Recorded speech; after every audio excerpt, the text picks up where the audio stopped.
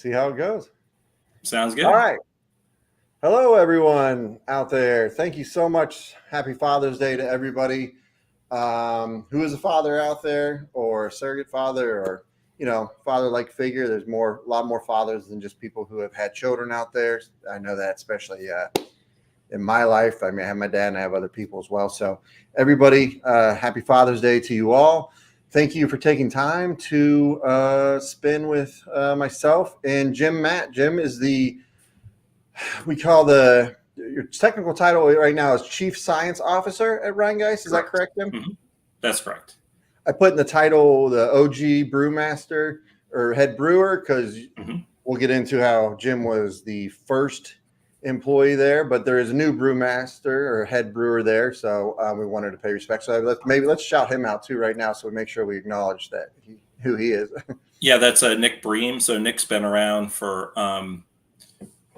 he's coming up on his 10-year anniversary too. So he started in packaging and worked all the way up to head brewer. So he's a great guy, super smart. He keeps the team together. He's got way better people skills than I do, and just a shout out to him. So awesome, great guy, Nate. Awesome. It's always great too when you just hear, I was in the restaurant industry, so that's the busboy dishwasher story there, where exactly.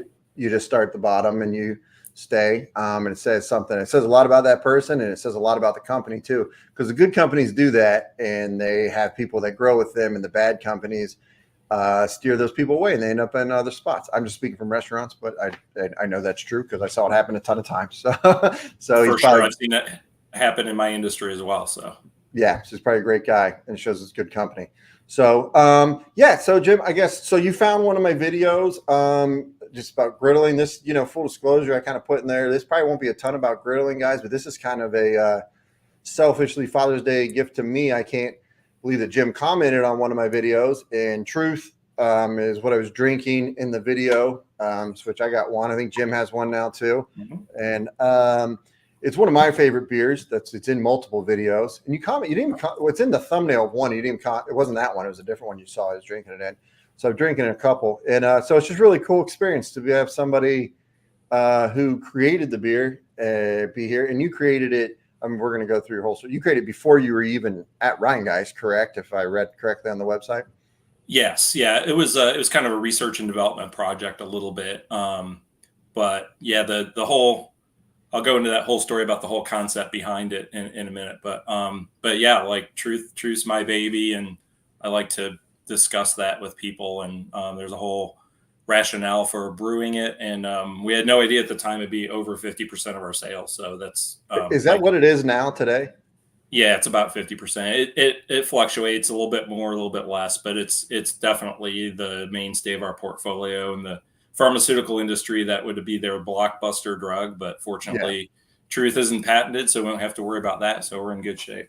Yeah, that's wild. I was talking to my uncle today at our Father's Day cookout, who's a big craft beer guy. He was home brewing and stuff 15 years ago, really when not a lot of people were and stuff. And that's how I got into it when I was in college. Not home drinking it. I've never, that's not my area of expertise, brewing, but I would always taste test. So, but we were talking about, like, even around Columbus, like, yeah, when you get around the outer belt into the suburbs, like the one IPA they usually almost always have is Truth. And there's a ton of breweries in Columbus as well. For sure. One, but that one has really traveled a lot, which is amazing. So, okay, so let's go over, we'll start off with, you saw the griddle video. You're also a Big Green Egg head, right? So we'll go over that a little bit later too. I'm wearing my Ohio Egg Fest shirt for my former employer.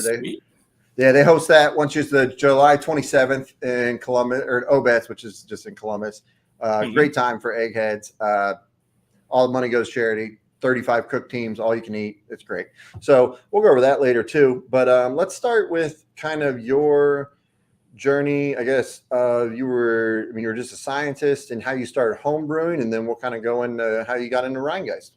Yeah, sure. My background is organic chemistry, and I worked in big pharma for 20 years of all things. And my coworker, when I lived in Indianapolis, I worked at I won't legally say that. I can't legally say their name. We'll just call them Levi Silly. So big pharma there. And his name is Steve. And Steve was very much encouraging me. It's like, oh man, you got to like homebrew. You're perfect for it. And, I'm like, yeah, whatever. And I'm one of these guys that once I get into something, I kind of go all in. So he finally worked on me hard enough and then got me into brewing. And so I started brewing, even though I didn't really have very good equipment, but it's not so much the equipment as it is the brewer and the ingredients and your process and all that. So I kind of taught myself. And then one of my neighbors got me into all grain brewing, and then it just kind of spiraled from there. So I was brewing a lot and joined a homebrew club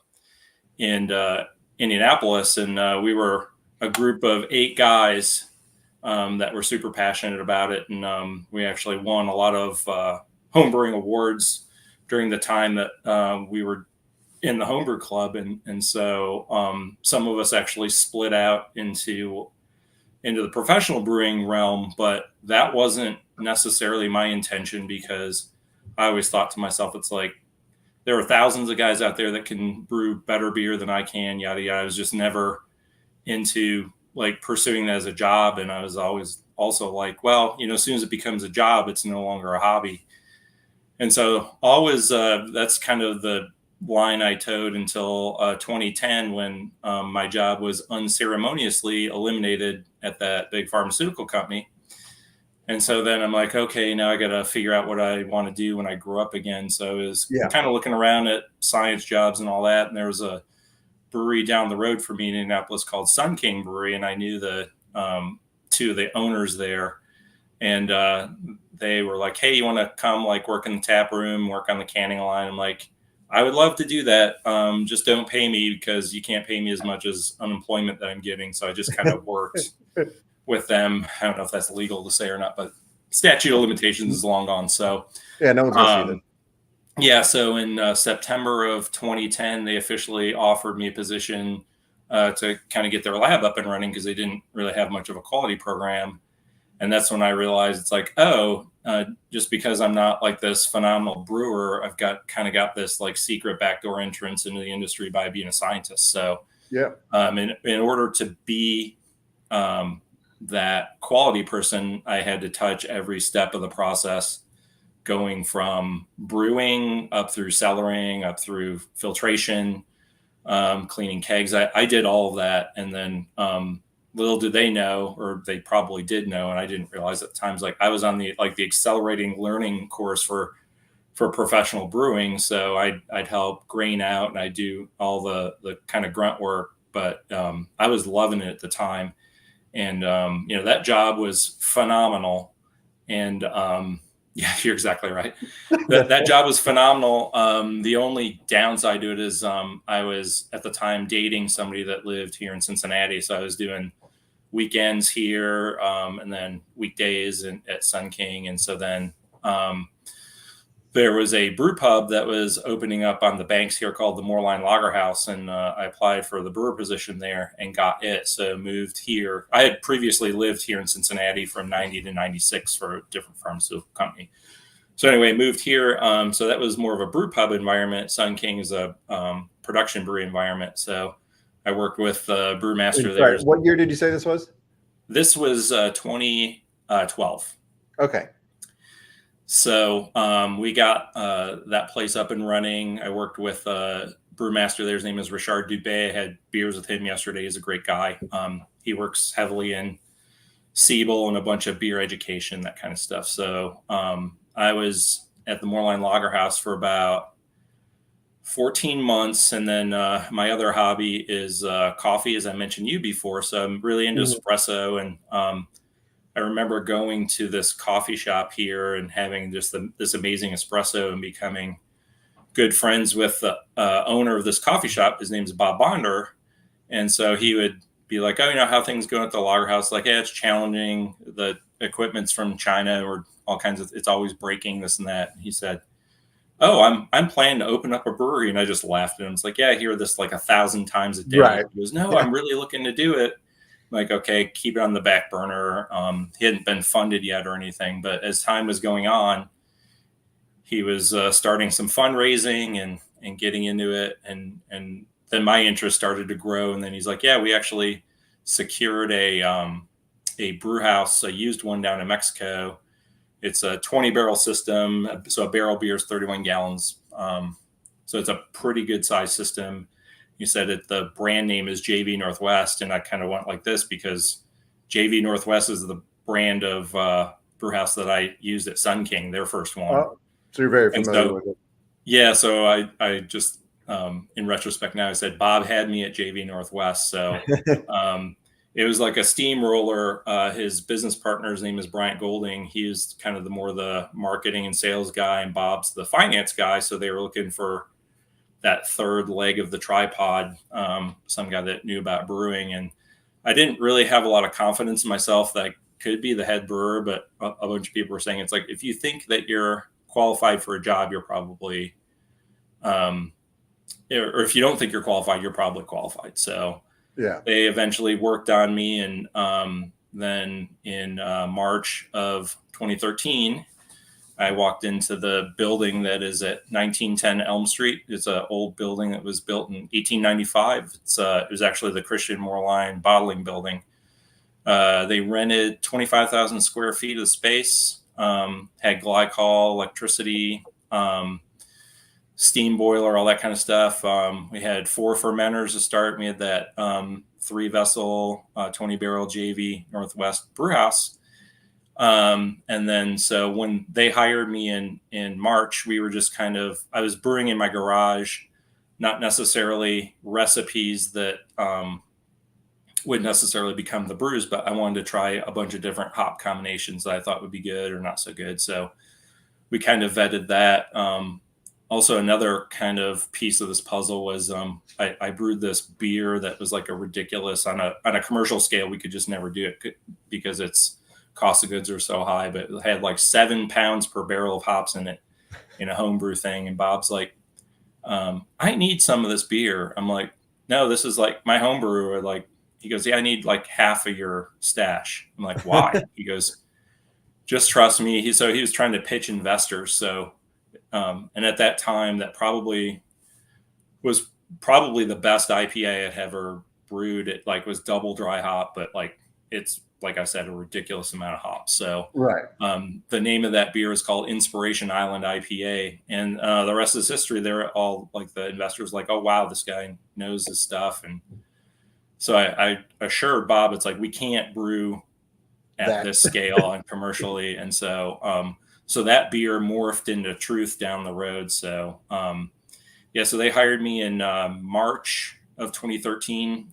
We were brewing by June, early June, like June 8th was our first brew, which is crazy fast. Nobody goes that fast. And then our opening was the 27th of June in 2013. So, and I just remember we had 4 fermenters. So the original brews then was the first brew we ever did was called Spikelet. It was a hoppy wheat beer. And then we did Uncle, which is a British mild. Then there was Truth. And then there was Cougar, which is a blonde ale. And I just remember there was a problem with the tank, the fermenter, with the glycol. It was too cold, so it was taking forever to ferment. And it was like a photo finish. The night of the friends and family, the beer wasn't even ready. So I like pulled a keg off of the fermenter and force carbonated it. And then the next day was our opening day, and I filtered it, got it carbonated, photo finish. And I just remember pulling a sample off of that bright tank, and just the aromatics are just like, it was way better than I thought it could possibly be. And which one is this? The Truth. Oh, okay. Yeah. So, yeah, that was the photo finish. And so then we had the opening weekend, and then after that we were out of it. So it was time to brew it again. That is, I can't imagine. That is just, that's so cool. I mean, also it's just like such a, like, I mean, bootstrap. I mean, obviously there's investors, so obviously there's money, but it's got to be such a feeling to just be like, this is us. We're making it. There's not a bazillion employees. There's not a corporation. There's not a bunch of stuff. We have 5. Yeah, 5 employees. That's what 5. Yeah, I'm sure. Mm-hmm. I'm sure. I've opened restaurants. I've done it, and like the one thing is like, friends and family is usually packed with a lot of support. It's Totally. always packed. It's always like more than the opening sometimes. But it's also with Mhm. people who are understanding because they're friends and family. So it's like, so it's Exactly. good. But then the next week it's like, oh, this is the public, and now they expect you to be running at the pace and efficiency of every other place, restaurant or around town or bar around town that's been open for years and has, staff. And so it's like, there's just so many things that I'm from just opening restaurants where it's just like people running into each other. Where do you go? Who's pouring beer? You're probably all pouring beers at all different times. No one really knows the POS system. That's sorry, it's point No, of sale. nobody knew People what they who've were doing. We never didn't know worked what we were doing. who've never worked in like a food service, like point of sale is your computer, and they're I haven't worked in restaurants for a while. They're a lot better now, especially since everybody has a phone and a tablet at home. But at that time, when I was in college in 08 to 2012, and I managed Bob Evans and stuff, it's like they're all different. They're different programs people wrote and stuff, and they weren't quite as user friendly yet. And like you had to really understand it. And the waitress or waiter that's been there for a bazillion years is just like. But if you haven't used it, like it's just hard. Even if you're only selling 5 or 6 beers or whatever, it's just people want to Totally. split checks and stuff, and you're like, I have no idea how to do that. Can you just pay for one person? Yeah. So Yeah, that's that's definitely awesome. the pre-toast era, right? And we got Mhm. our POS system from Bob's old coffee shop, which was not exactly set up for the brewery, and we ran into the same issues, and I think we've since transitioned over to Toast, which has made a lot of other people's lives easier as well. So Yeah.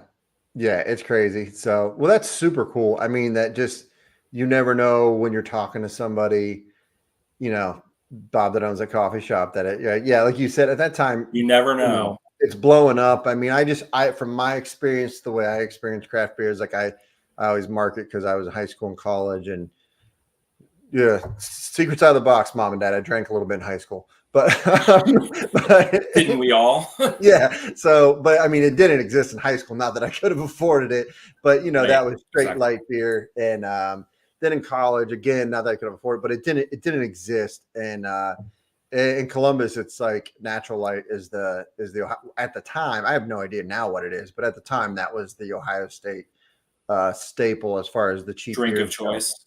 Yeah, Yep. well, I mean, it's going to be something cheap, and you got what Milwaukee's Best, Natural Light, Keystone. I had roommates from Mount Vernon, so I was just associated Keystone with like redneck beer. I don't. That's probably I just like Bush Light. I always thought was like a hunting beer, but anyways, Natural Light was a drink of choice, and we were talking before this, like if I remember the most popular bars at Ohio State, and this is '08 when I graduated my senior year, like, and even when I go downtown Columbus, like you're talking, it was like maybe Sam Adams might be in there, other than your Miller Bud course, like you're talking Sam Adams, probably Blue Moon. People would do Blue Moon, and I just remember occasionally there'd be special nights, and the like dark one was Killian's Irish Red. Hmm. Like that was the one that was like, oh, there's something a little different. And then I graduated and I stayed in Columbus and obviously went out and had my fair share of beverages over the years. And it just, from '08 to the next 5 years to when it just kept booming more and more and more. And I remember going with my uncles to Craft Beer Fest, and it's at the convention center, and it's like, there's 300 people here. Like, oh, hey, that's cool. That's cool. And then, 5 years later, it's like, it's not in a hall in the Columbus Convention Center. It is the It's whole convention center. right. And it's like, there's not 10 places. There's like, 50 different breweries, and like 30 are in Ohio. And you know what I mean? And you're just like, you can't even get us. I think this is sorry, we'll get back to it. No one cares about my life. But when my wife and I met, we did probably 8 years ago when we first met before we got married, a tour where there's a little book, you get stamps in Columbus at the time. And it had like 45 in them. And it was like Columbus and surrounding areas at the time. It had like 45 different breweries at the time. And you could get a stamp from each one. And then you got like a pennant or something at the end. And I was just thinking the other day, I was like, there's no way they could do that now. Like, I don't even know how many are just in here within like a 40-minute drive of downtown Columbus, but there's Over no 100 way. probably. Over 100. Yeah. Same thing with Cincinnati. I'm sure like it's crazy, and it makes sense why. I mean, it blew up. I mean, it's different, so many different flavors, and then there's the marketing aspect of it, which Rhinegeist does a fantastic job of just the cans, and then just your generate. I mean, I'm a kid that grew up in the '90s. I'm a generation of just like collecting things, whether it's Pokemon or playing cards or Pogs, and it's just like, I want choices. So Here's a little secret for you, and they don't like it when I say this back at the mothership, but I'll say it. It's one of my favorite phrases. Is like, we're a marketing company that just happens to brew the occasional beer. So yeah, I mean, and they're very good at it, and it shows. the marketing is phenomenal, and I can't say enough about them because back when we opened, we were on the cusp of like, oh, if you make good beer, you'll like survive, to like, you got to market that beer. And especially as the competition has increased over the past 11 years, it's even more so now. So it's so weird. Like, it's just, I don't know. The more I get into YouTube and try to figure out, I mean, I always try to, my people watch my videos, I try to just be myself and be as much as myself as possible. But also, like, at the end of the day, like, you just do realize, like, there's lots of people. I'm not a great cook. Like, there's lots of people that can cook on this silly little outdoor piece of equipment. It's just, do they resonate with you or your whatever you're doing? And like, you don't understand how marketing works growing up until you see it, and you're like, yeah, there's someone's probably brewed some of the best beer in the country and closed down after a year. Like, it's for sure. Like, it's It existed. does happen. Because they just, they didn't want to have somebody market. They didn't care about that. And then there's the customer service aspect. They have bad staff, and you just think your product's going to stand on itself. It's like that. No, that doesn't happen. But So, okay. So you go in Rhinegeist. So you do Truth. And then, I mean, how long are you the head brewer until you transition into your role now? And I guess how many, I'm sure all the beers you've probably had your hands in a little bit, but which ones what ones are mainly, is it still mostly you, or I'm sure there's a lot of people doing input now, a lot of hands in the pot?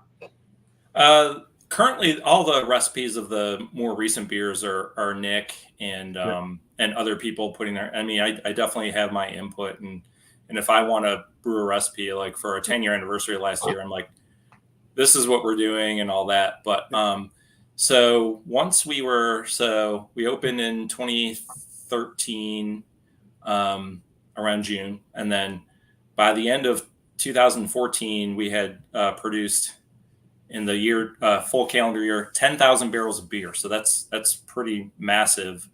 We did 2,200 in those first 6 months. So believe it or not, we were starting to run out of fermentation space in our. So the old brew house is up in our tap room, which is 25,000 square feet. So we ended up buying the building, and then we needed a bigger. That's up the stairs of that building, and it's all on the top level, right? That I was there early on. I haven't been. I mean, so it's probably been almost a decade. It's probably 2014 or something when I went there. And so that was up the stairs. So you guys didn't own the building at first, or everything? Correct. Yeah, we bought it within about 18 months of that, because we needed the extra space for warehouse space, and then we needed this new brew house because as I was making recipes and I was brewing, and the pinnacle of all that was we were doing 4 brews a day, 5 days a week on our old manual system. It's in the tap room area, so it was very hot, and it was very physically demanding. And then, I had to do all kinds of, and I realized as time went on, it's like the head brewer doesn't really brew much anymore. So I was looking to shift my role into my science background, which I had done at Sun King, and felt like we needed the quality program to make sure that we could make sure that, because we need to make sure, A, the beer is free of defects, and B, the beer is like true to brand. So that's that's the holy grail of that. So is 2015, we got the bigger brew house. I learned how to brew on it. I taught the rest of the brewers how to brew on it. And then they had the space for me in the lab. So I started building out the lab, hiring people in the lab, and it gives me more of a life. So not working 80 hours a week anymore, which is nice. Yeah. I don't necessarily look my age, but I'm 58 years old, so I'm Oh, not wow. really looking to like wake up at 3:30 in the morning anymore to start the brew. It was a big challenge back those first couple years. It's like I want to start at 5 in the morning and see this through. I was working from 5 in the morning till 7 at night, and Man. yeah, it's pretty brutal. Fortunately, our brewers now, they're shift brewers. They work at 8 to 10 hour shift, 4 to 5 days a week. But it's hot in the brewery. It seems more glamorous than it is, especially for the uninitiated home brewer. So Yeah. so I got the lab set up, and we have probably as well equipped. We have a better equipped lab than any other brewery in the city, with the exception of Samuel Adams down the road. I mean, we're really serious about quality. Wait, they brew out of Cincinnati? They do, yeah. They have a brewery that's a stone's throw from our facility. They I had they no idea. brew most of the twisted teas and all that over there, but that's a big production facility, and they have I a didn't brew know pub they over owned there too. Twisted Tea. Yep, yeah. So yeah, they have all that. So All tea is those a very non. New England thing. That makes sense now. I never put that together. My family's from New England, and like Yep, they're obsessed with iced tea and everything. That totally makes sense now that you said that out loud. I did. Like my dad loves iced tea. Like everybody, they're all from Boston area, and it's such a big tea. Yeah, that makes sense. Oh, you learn yeah. something. Learn a lot The of stuff. Boston Tea Party, right? Exactly. Yeah. So that was my transition. I'm happy about where I am now. I'm tasting truth all the time to make sure it is true to brand and free of defects and all that. And truth has been very consistent over the years. And whenever somebody has a question about it, they're like, "Have Jim taste it." And there is a date on the bottom of this can, and I encourage anybody out there listening that if you ever have any problems with it, just send an email to quality@rhinegeist.com. Most of the time, it's old product, so it's 120 days from the canned on date, which is on the bottom of that can. Yeah. That's the biggest complaint I get. It's like, I went into this gas station and I got your beer and it tasted this way, and I'm like, then the way they describe it tastes, it's like it's old truth for sure. I'm like, what's the date on the bottom? It's like a year old. It's like, okay, let me know where it is, and then We'll go. we go from there. We try and remediate that as much as possible. So I deal with the customer side of it, at least just behind the emails as well. So, which is rewarding, because almost anytime you show anybody like a little bit of like, okay, yes, there is a problem. Thank you for letting us know. We'll make it right. People are happy about that. So. Yeah. I remember when I was bartending in college, Anheuser-Busch rep came in, and they have a huge plant here in Columbus, so They do.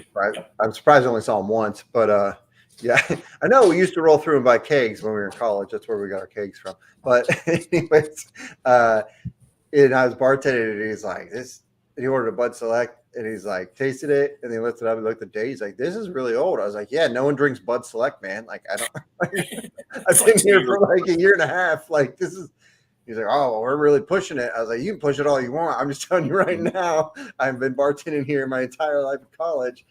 No one's drinking. We were like a Jimmy Buffett themed restaurant too. Is Cheeseburger in Paradise is what it's called. Mm-hmm. I remember yeah, that. dude, like we have 4 flipping 7-Eleven slushy machines full of booze back here. No one's coming in here to drink a Bud Select. They want a margarita or a pina colada out of that thing. Something that'll get you there faster. Yeah.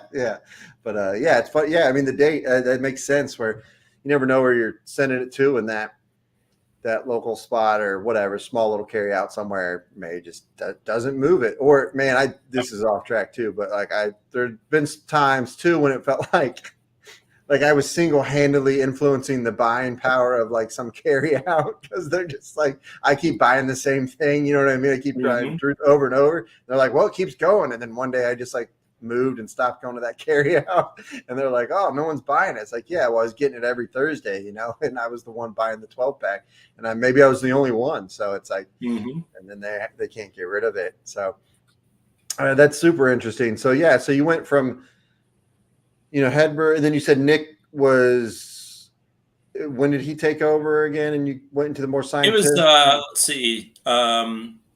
We were going through the transition in about 2015. And so I would say fully took over in early 2016. So and the thing that he is really good at is managing people. He's got a very even and calm demeanor, and he relates to the brewers very well, and he's gotten good at writing recipes, and he's good with scheduling and everything. But he also has a really good cast of people around him to help him out and support him as well. So he worked his way up from packaging, and anytime we've ever thrown something at him as far as the challenge goes, so he went from packaging and then into brewing. It's like he's just like taking the bull by the horns, and has a engineering background, so he understands increasing number of equipment that we're getting in our building to make things more efficient, because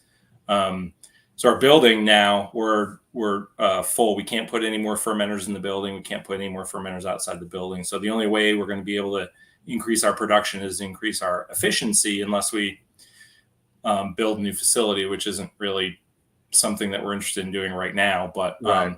So he's really heavily involved in that. We've especially with Truth, we've increased the efficiency on Truth. We have 240 barrel fermenters, lots of them. And so he pulls the magic off where we get more than 240 barrels of Truth finished beer in the bright tank out of a 240 barrel fermenter. So all kinds of little tips and tricks to do that. So I can only imagine. I got a question. Sorry, I don't know. Or just maybe some questions at the end, but I'll just throw this one in there because I thought it was a good one. Patrick, I know Patrick's a Cincinnati, a local Cincinnati guy. He's commented on a lot of my videos. So yeah, you want to go over how they got the name and everything? Sure. That was a Bob and Bryant thing. So Rhine, we're in an area of town called Over the Rhine, very heavily German influenced, and actually had about 24 breweries pre-Prohibition. So it was a big brewing area. And then when Prohibition hit, it was a ghost town. Like it shut down. So the Rhine part of that is from the Over the Rhine area. And then Geist is ghost or spirit. So the name kind of originated from it's the spirit of the Rhine. So we're kind of influenced by tradition, but with a modern spin on it. Because we don't brew a ton of German style beers. And I think people think that we do because of our name. But we're kind of ingrained in that German tradition of brewing beer with a modern spin on it. Okay. Nice.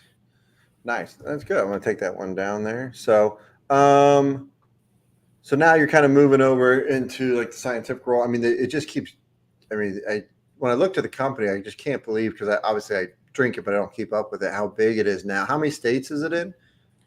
To count it out loud. So obviously Ohio, Indiana, Kentucky, Pennsylvania, Tennessee, Wisconsin, West Virginia, Michigan. I'm sure I'm missing one there. So 8 or 9 states. Yeah. So we're definitely what they would consider a regional brewery. We're not we don't have the capacity, nor do we necessarily think we want to go national. I don't think that as a quality person, the farther away the beer gets from your mothership, the worse handle. And that's why breweries kind of like New Belgium and Sierra Nevada, they open up breweries on the not the East Coast, but they're in Asheville area. So they can east the Mississippi, west of the Mississippi, and that's pretty smart because they're super smart people that work there. So, well, are both of those California? Or no? Yeah, New Belgium is Fort Collins, Colorado, and then Sierra Nevada is Chico, California. And then they both opened up facilities in the Asheville area. So actually one of my buddies works down at New Belgium right now. So okay. Yeah, people love Asheville. I had a coworker that loved Asheville. I love it. I still haven't been. I hear it's just a blast and a cool place to be. So, and then we don't have to go over this, but kind of is Cincy Light, was that just this year that it just came out? About 2 years ago, okay. We were looking to release a craft style light beer. And there's this Cincy Reign, so they can pay student athletes now, subsidize student athletes, what have you. So the Cincy Reigns is an organization that does that. So this is in kind of collaboration with the University of Cincinnati. And I got to say that the people that came up with this idea, like it's a genius idea. It scratches everybody's itch. The quality of the beer inside the can is awesome.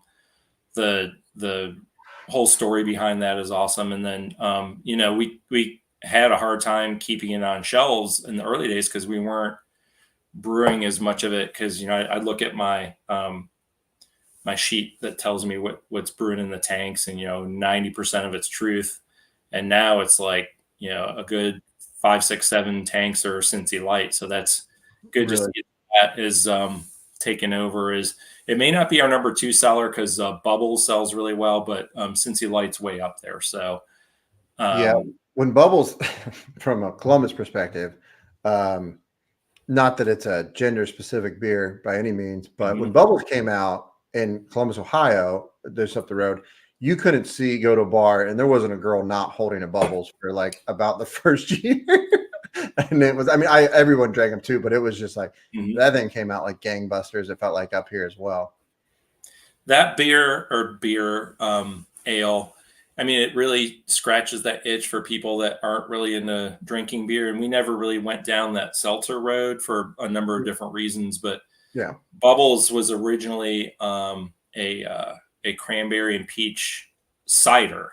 And then we pivoted to making it a beer for a couple of different reasons. But it still tastes like a cider, still heavily based on apple juice. So that has gone through a couple of changes over the years, and it's back to the original recipe. So we made a lot of people happy by switching it back to the original recipe. So we do listen to the customer out there, even though you don't think we do listen because drinking it. So I didn't know. I mean, but when it came out, whatever the first summer was, I'm trying at least the first I remember, it feels like would have been 2014, 2015. I don't know. My 20s roll together at some point. So yeah, 15 going into 16, I think is when it came out. So. Okay. Yeah. It just felt like it was like, I think I probably just started doing stand-up comedy. And so I was out every night in Columbus, going to different bars, doing stand-up comedy. And it was just like, it was everywhere. A question of Cincy Light, which is just me. So for light beers like that, do they have to be brewed cold? Is that? Yeah, so Cincy Light is a class of beers called lagers. So lagers are fermented cooler. In the case of Cincy Light, it's 55 degrees Fahrenheit. So what that does, as opposed to Truth and pretty much a lot of those other ones are ales. So you get yeast character when you ferment warmer with ale yeast. And with Cincy Light and the other beer that we do that's a lager's Cheetah, they're fermented cooler. So it takes them longer to get through the fermentation process, but the fermentation is much cleaner. You're not getting a lot of that yeast character, esters and fruity notes and all that from production of the yeast. So that's deliberate by design, but we have a few tips and tricks up our hat so that once it's done fermenting, you want to crash it down, and you hear Coors say it all the time where it's cold filtered and all that kind of stuff, but that's a benefit because it helps the yeast fall out and it helps all those flavors kind of meld together, which isn't necessarily needed in ales, but in lagers that's what you really want, because you just want to be able to taste the malt in certain circumstances, a little bit of the hops. There really aren't any hops to talk about in Cincy Light except just enough to give it just enough bitterness to offset that sweet flavor from the malt. And so that's Cincy Light is indeed a lager, as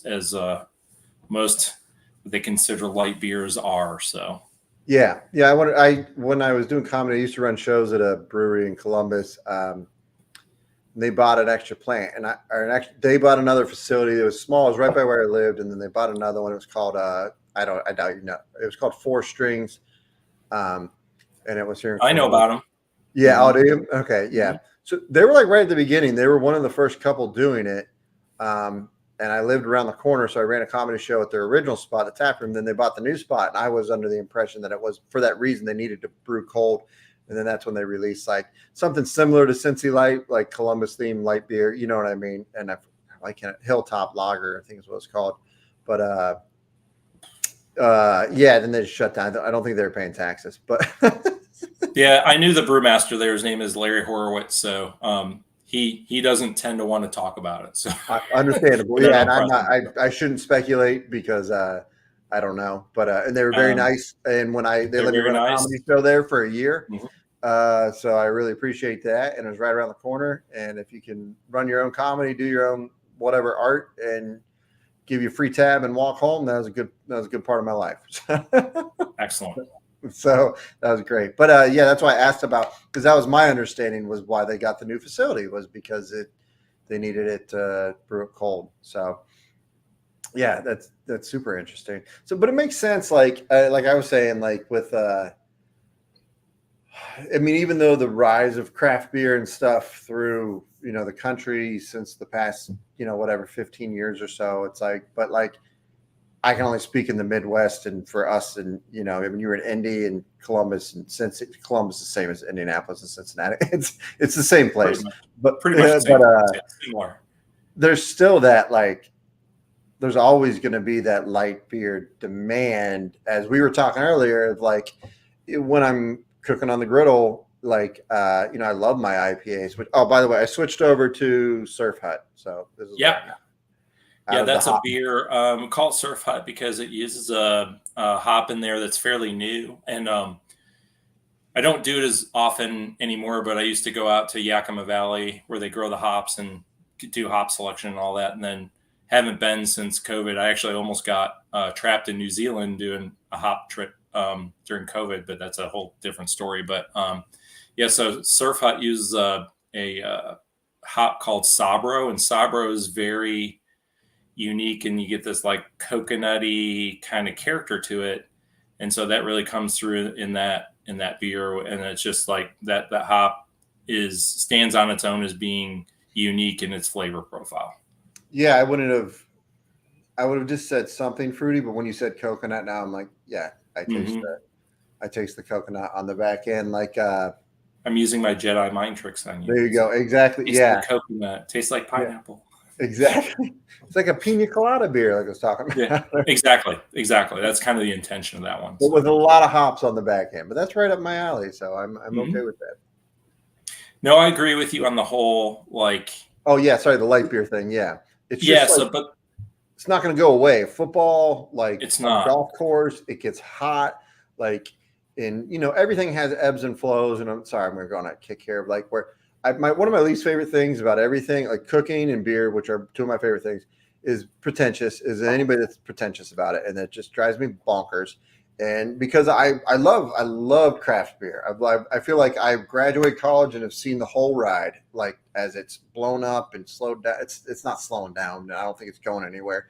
But through a non-existent in college and going and the same thing with cooking and griddling. It's just like, but I just dislike someone who's pretentious about it and just like this is the only one. Like, yeah, I love IPAs, but like that doesn't like. To say like there's anything wrong with light beers or people that drink light beers or something, like that's how I grew up. Like that's what my family and my uncles and all my aunts and like that's what my family. My dad was Irish Catholic, a big family at 12 kids, and like that's what that's just part of like what they grew up on, and 3-2 beer and stuff like that. I mean that was way before my time, but so I don't think light beer to me from Ohio like. Light beer and football, like, will never, like, that's always they'll together. never be separated. Yeah. Yeah. Like, ever.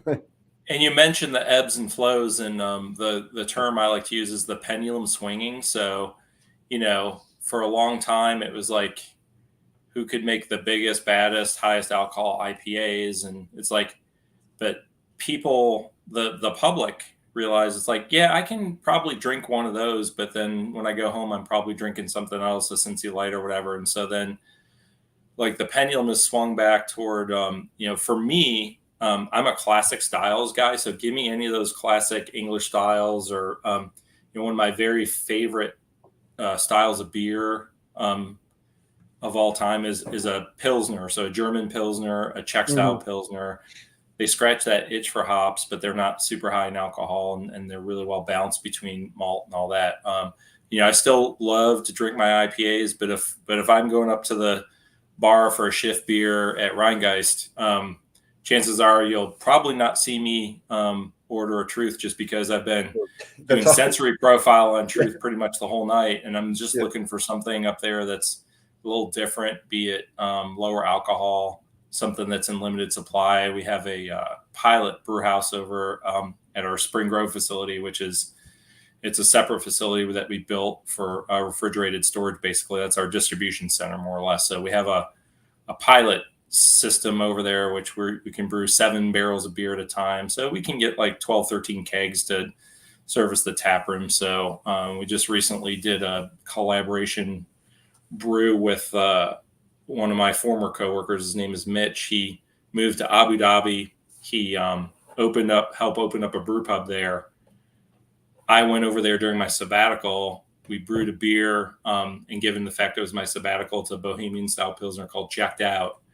And then to close the loop, he was just here last week, and we brewed the beer here too. So That's all part of the fun. But we need to. It's interesting to see a different country where it's like craft beer is in its infancy, and drinking alcohol over there wasn't legal for a long time, as were a lot of other things. So just seeing what the population over there drinks, and to put it into context, about 25% of the people in Abu Dhabi are actually Emiratis. So they're the locals, and then 75% are expats. So, and then there's a lot of tourism there too. So he's brewing a lot of lower alcohol, lighter style beers, and selling really well. So it's so fun for me to go, because I do travel a lot into different countries. And I was also in Bali. It's like, well, they're drinking like their main mass-produced lager too, but there actually are a couple of craft breweries over there as well. There are a lot of challenges with operating craft brewery in a country not from the U.S., getting ingredients over there, and then water quality. I can only imagine. Yeah, getting quality people to actually do it. But that's kind of my pie in the sky retirement thing, where maybe I consult and help people that are outside the U.S. make quality beer, and I can help them through my experience. So that's kind of, as I reach the twilight of my career, not this year or next year, but maybe in 4 or 5 years. That's what I'm kind of thinking about doing, just because of my skill set and the global market. Even though in the U.S., we're at 8,000 or 9,000 breweries, the global market is way different. I know a guy that owns a brewery in New Zealand, and it's craft beer is blowing up globally, way more so than it is here in the U.S. Because U.S. it's still growing, but and there are still probably more breweries that are opening than are closing in a given year. But the competition is really increasing here in the U.S. So you got to be on your A game as far as your finances and your branding and your quality of your beer. So absolutely, yeah. I got 2 things. So you're bringing up Pilsners. I wanted to just mention my buddy from high school and his wife opened up a German style one in Columbus called a Gemüt, and they do a lot of German style beers and stuff. And I know where I'm going the next time I'm coming to Columbus, because I come up there every so often. So that's my unofficial plug for them, because it's in Old Town East, which is a really cool spot, up and coming, very similar to what I would say Over the Rhine was 10 years ago. I haven't been to Over the Rhine since for a while, but so I don't know what it's like now, but similar to that would be my improving, not all the way there, but improving, and lots of fun stuff. And it's all German style, German beer hall, long tables, the whole benches and stuff like that. And then 2, shoot, what was my second one? I was going to ask you about the state, your opinion on. Okay. So these are completely just personal questions. This is a terrible interview. This is just for me. What's your opinion? So I've always wondered, what's your opinion on, like, as you said, there's more opening, there probably are closing, and maybe everyone's not craft, or maybe everyone's not trying, like you said, you do got to be on point with their marketing stuff. But I feel like the local bar, and like my cousins live in middle of nowhere. No offense, no one's going to know, but it's called Coldwater. It's 2 hours north of Columbus, west on the Indiana border. You know what I mean? Middle of nowhere. So sure, in there's your little local town bars, and then there's a brewer. Someone's brewing beer. I don't know how great it is, but it's like from a business standpoint of like, well, now you've cut someone out and you're trying to just sell mainly your stuff. And now that it's more accessible as technology is advanced and there's more ways to research and get better and maybe you just do two, you know what I mean? Maybe you're in a small town and you just do two.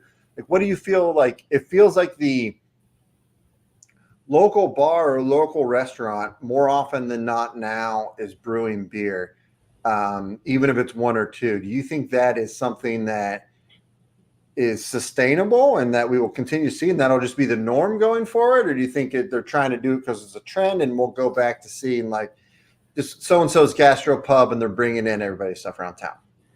I think that the local movement is the smart play now, from the standpoint. But if you're talking about like a restaurant that just brews the occasional beer, Yeah. like their revenue from that beer is pretty minimal. The brew pub, I've seen the trend where there's a brewery that opens up and then they open up several brew pubs, and this I'll pull out just out of my head, Warped Wing. They're in Dayton, so they have several different brew pubs around, and that business model works for them. And then they go into areas, and I've been to their facility here close.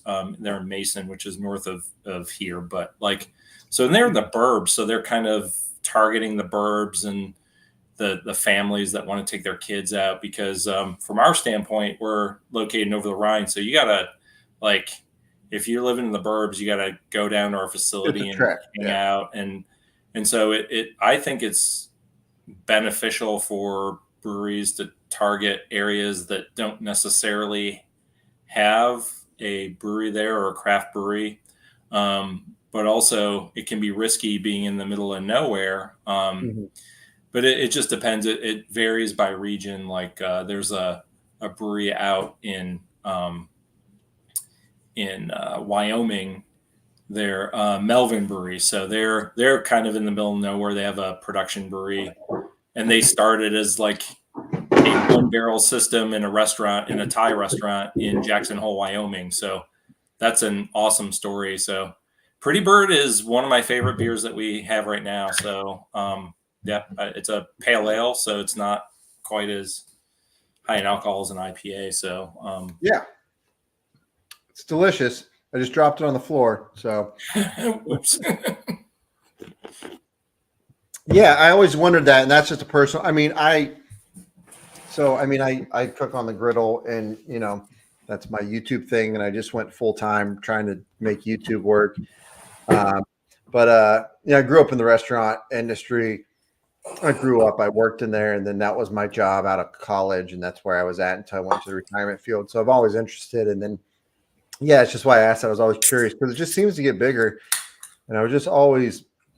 You have more insider knowledge than anybody, but yeah, my knowledge is still just that much. Like I know, I don't understand the ins and outs of the financials. I just know that we can't brew a beer with 7 or 8 pounds of hops per barrel, unless you're just selling out of your tap room. Then like these brew pubs have the advantage that they don't have to worry about cost of goods as much, because they're selling beer for $7 or $8 a pint, and maybe cost them $1 to make it. So by the time that we put all that beer in package, that cost is escalated. So that's the challenge. That's the biggest challenge I see for the craft beer industry right now, is just staying fiscally responsible, refining and your process and making it more efficient, and but keeping the beer of high quality. So and I think that we've identified that, and we're going down that road, and we've invested in we bought some equipment from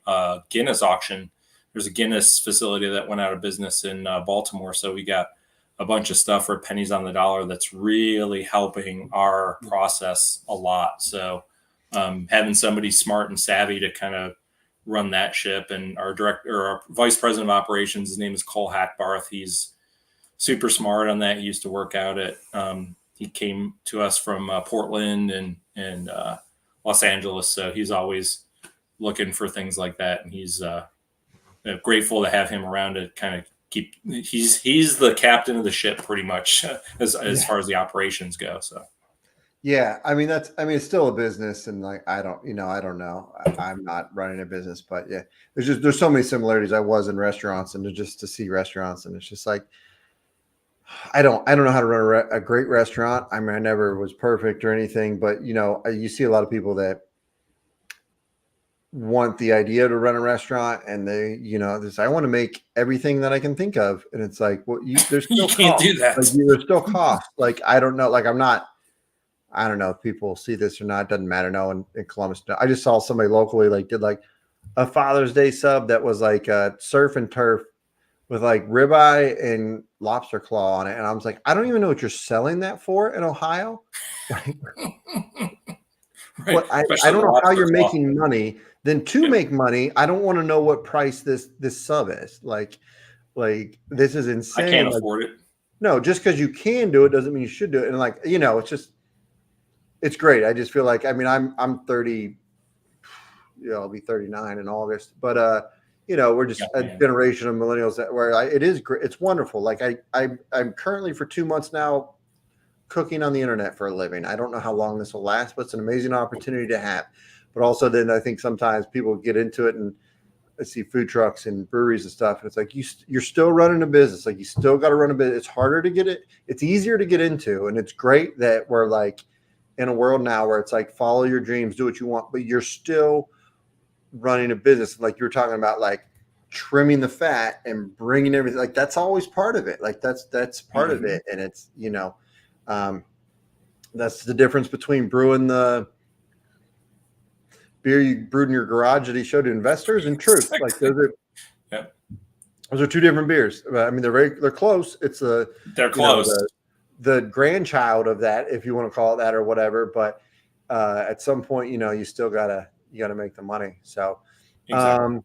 yeah, it's almost 9. I had a couple more questions if you want. I didn't want to Sure. hold you longer or anything. And I had a question for you too. Yeah. Why don't you go ahead and ask me, and then we'll go over some of the other stuff The before. top three the top three foods that you cook on the griddle, like your top three favorite things that you cook on the griddle. 3, okay. Yeah. For me, or that I would tell somebody to make. They're probably pretty much the same, but For you, and then I'll tell okay. you mine. So Okay, so for me personally, it's going to be the French toast, challah French toast, which is a recipe that is not my recipe. I mean, it's no one's recipe. Recipes are subjective. I mean, it's but I first saw it through Epicurious, and there's tons of ways to do French toast, and it's kind of drying the bread out overnight if you want to do all that stuff. And then if you want to make more of like just egg milk, or if you want to get the heavy cream and try to make more of a custard and add the sugar and go through those steps, and that's all fine and stuff, and it does help in like nutmeg or brandy if you want to add that, or orange zest. But the thing about that is just the bread. I mean, just introducing me to that bread, which a brioche will work as well, but the challah, challah, the Jewish bread. The Jewish bread is like at Kroger, and well, obviously Kroger's by you, but it's out of Cincinnati. But Kroger is in Ohio and stuff. Like, if you can find it, get it, and it's worth every penny. It's to do French toast on that bread.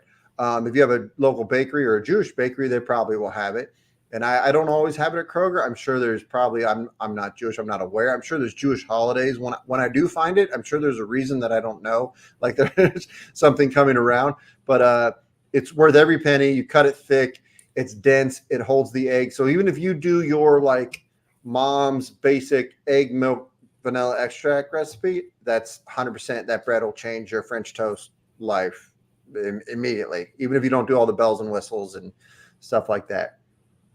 That one is my favorite. Both my wife and my son love that. The next one for me too is going to again be pancakes, but it's really going to be the filling that is super, super simple that I stole from working at Bob Evans, which is like basically equal parts vanilla pudding and cream cheese, and I'll get already whipped cream cheese. Oh wow! And it's like that's all. That's your pancake or crepe or French toast filling. Like that's a filling. It's equal parts. That's it. Just done. Just get a snack pack and whipped cream cheese. Put it in there. If it's not sweet enough, add more pudding. If it's too sweet, add more cream cheese. I don't like it that sweet because I'm going to cover it with syrup anyways. I like the cream cheese texture, but you just need to cut it a little bit with some sugar, which the pudding works perfect. And that's kind of what they did at Bob Evans. So it's more the filling than it is the pancake or the French toast or the crepe. If you're a crepe person and you make crepes, that's a wonderful filling as well. And then my last one, for this would probably be for me, would be the hash brown omelet, which is, and I mean, I love cheesesteaks and smash burgers, and I love doing hibachi or what's really topping it. It's not hibachi, but that's what I call it. Fried rice. I'm not very good at that, but I love doing it. But the hash brown omelet is my favorite personally on the griddle because you're just not. It's the one thing you're not doing anywhere else. Everything else you can convince you're doing. Like you can do cheesesteaks in your cast iron. You could do smash burgers in your cast iron. You could make the other two things I just listed. Maybe not fried rice, but you'll get close. Or if you have a wok at home, you can get some fried rice. But the hash brown omelet, which is basically laying them out in a square, you put all your veggies and meat, whatever you want. I mean, 90% of the time I'm doing a Western because it's just simple, ham and pepperdong. You're just such a diner style, like Americana omelet. You put your hash browns in a square, you leave them there for like 10 minutes, and then you pour your eggs right on the hash browns, and it's less eggs than you think. I think I do 2 cups of hash browns for 3 eggs. And then you put your filling in there with cheese and you fold it over. And so then your outside of your omelet is some mixture between like hash brown and eggs. Like it's like already together. It's some halfway mixture there. And I just say that one because I don't think there's anything else you're possibly able to do that on. So those are my 3. If I was telling people what to make on the griddle, then I would say smash burgers, still the hash brown omelet, and fried rice, some sort of fried rice, because it's just fun. Get your whole family. If you just bought a griddle, get your whole family around. Try your best at being a Japanese steakhouse. It's okay if it doesn't come out perfect. It will be. I promise you, it will be fun, and you'll get better each time. So yeah, that's my answer on those. My favorite would be smash burger, hash browns. I'm not much of an egg guy, so I don't do omelets for myself. And then pancakes as well, but making sure it's homemade with buttermilk and all that kind of stuff.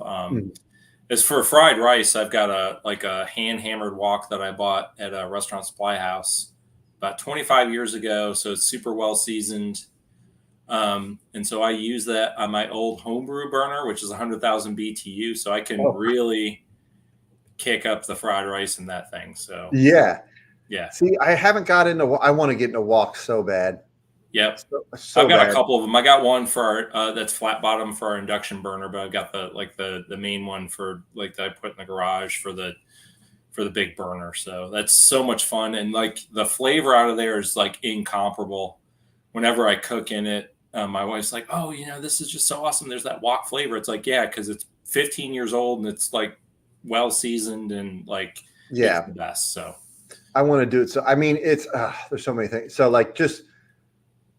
For the past 3 years, I've been doing not just behind the scenes, just working and then doing this in my free time. And then we bought a house and then I just took the leap. Like I'm going to try this and give it a year and see if I can actually make money or not. So, it's exciting.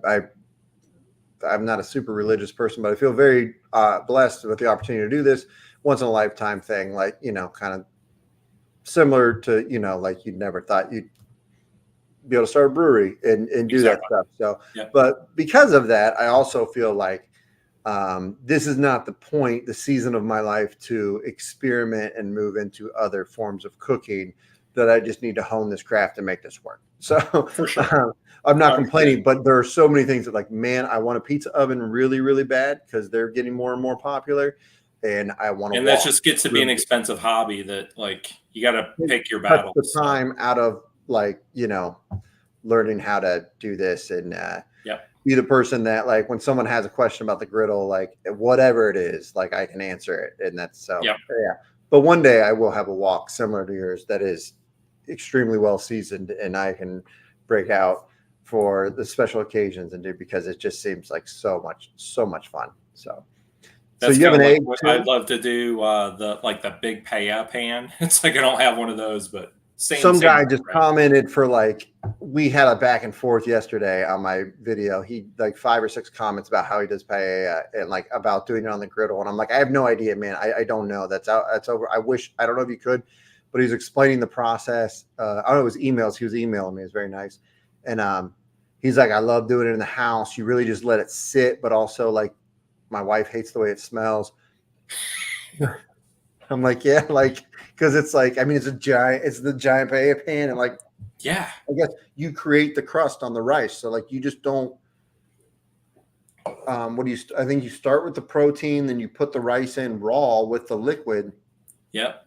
and then I think it cooks down, and then you put the quicker cooking stuff, seafood or whatever, on at the At the very end. last minute. Yeah. At the very last minute, and then that rice just like cooks but creates this crust. But I was like, yeah, I bet your house smells like that for like 3 days. Exactly.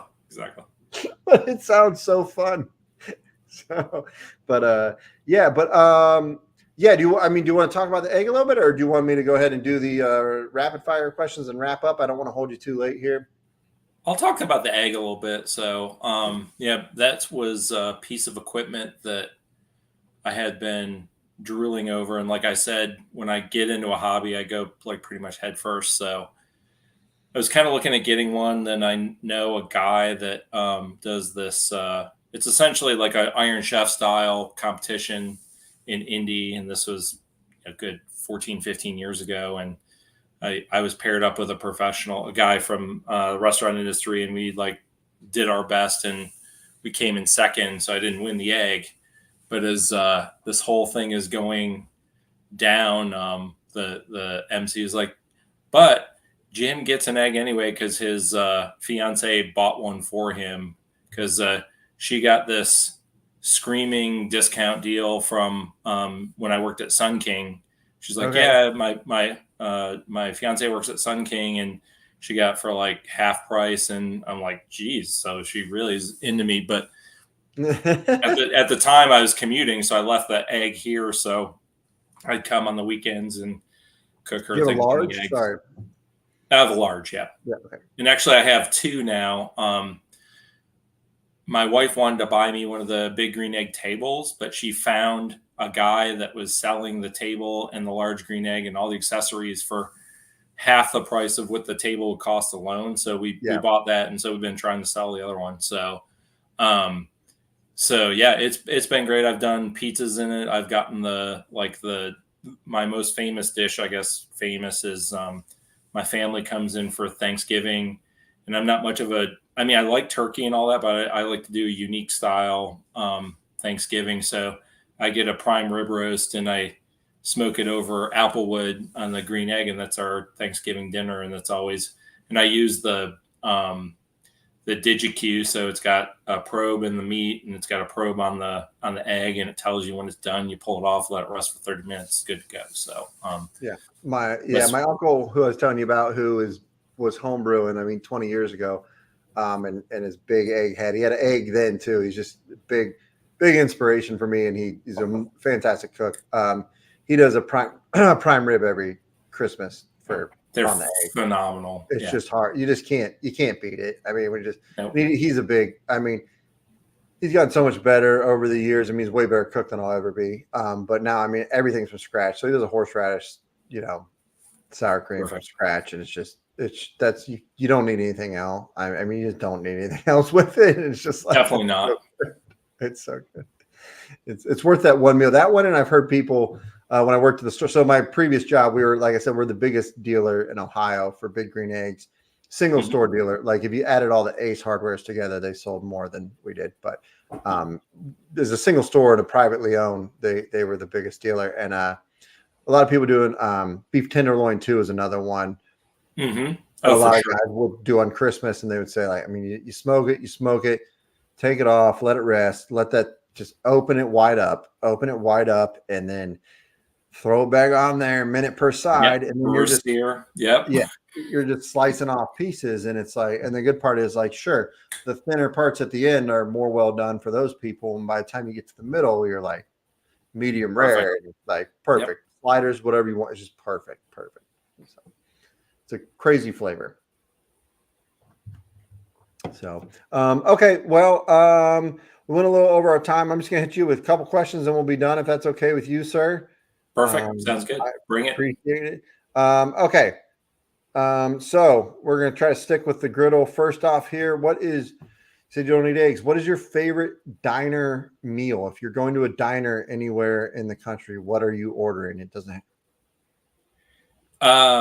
I love biscuits and gravy. That's one of them, but also I don't eat a lot of sweets for breakfast. I mean, I will occasionally do the pancake and all that, but it tends, with all the caffeine that I drink in the morning, it tends to make me crash. But it's usually like the well done crispy hash browns or some sort of home fried potatoes, and then a protein on the side being sausage or bacon, and then that's my breakfast. So that's my favorite.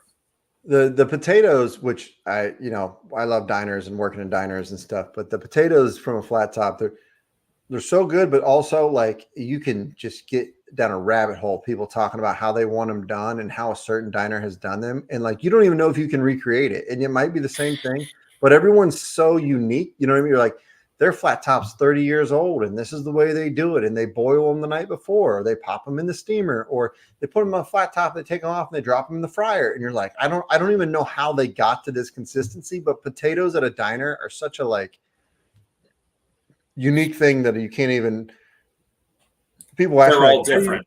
like, how do you do this potato? I was like, I can get you close, man, but I don't know if I can make it like your spot around the corner. Like I can give you my best guess. But that's the fun part of that, of doing the diner style food. Okay. If you're a first home time brewer, what's the best beer to start with? The one that I started with is a porter, which was a good place to start. Pale ale is also good to start with. So something a little bit low in alcohol. You don't want to do a lager. You don't want to do a high alcohol beer. You want something that has a little bit of something else to cover up any potential flaws that might crop up during the fermentation process or doing the entire process. So something around 5%. One style that I really like that we still make is a British or an English style dark mild. We do one called Uncle. Ours used to be 3.8%. It's kind of crept up. It actually just won a medal at the World Beer Cup this year. Nice, congratulations. Thank you. We entered it as a Scottish style export because the alcohol's gone up a little bit. But anything that like those dark beers have so much flavor to them, you can make them lower alcohol, being a Scottish style export ale or a British mild or an English bitter or an American style pale ale. Those are the ones I would go for. Nice. Awesome. Okay. Cake or pie? Pie. Pecan pie specifically. Oh man, after my own heart. Cheers to that. That's mine. Everybody wants to go with a fruit pie, but no, pecan's the best pie, hands down.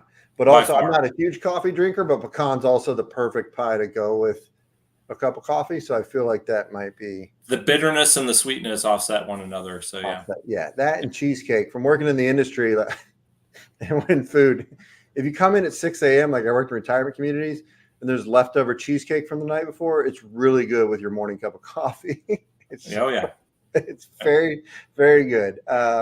Okay. Top 5 beers out there right now that people need to try. Could be yours. So outside of our portfolio, well, let's run through your 5 favorite. Since you took the time, let's do your 5 real quick at Rhinegeist. Oh, at Rhinegeist? Well, yeah, and then do the obviously. There's a beer that we don't make anymore, so I hate to mention it, but it's called Fiction.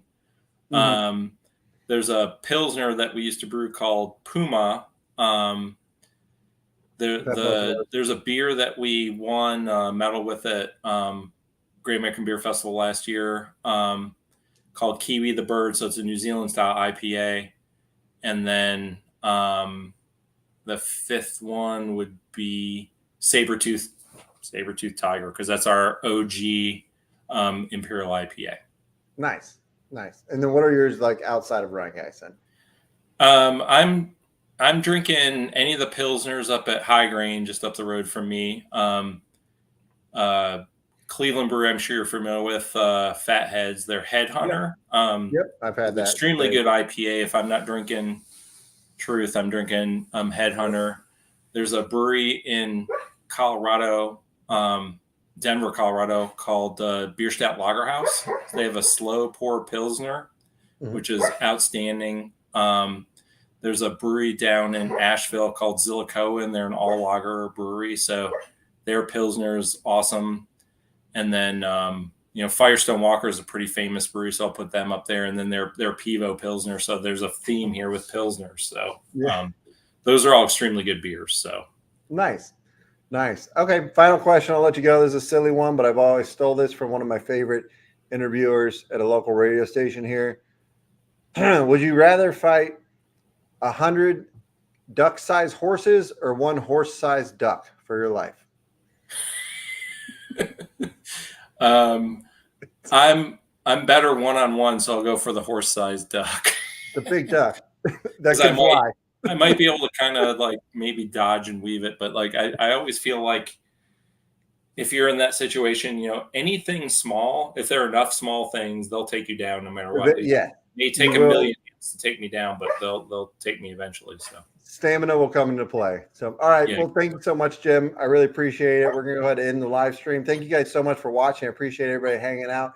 You guys have a happy Father's Day. And happy Father's Day, everybody. Yep. Keep on griddling.